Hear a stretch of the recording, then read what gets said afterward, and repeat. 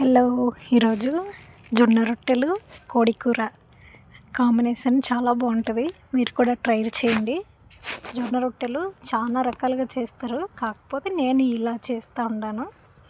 జొన్న పిండి తీసుకొని ఆర్గానిక్ జొన్న పిండి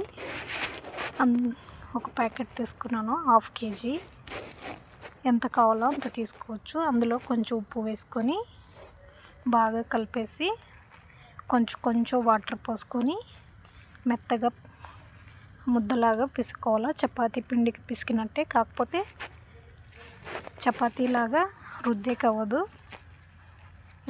ఇలా పిసికి ముద్దలాగా చేసి పెట్టుకోవాలి.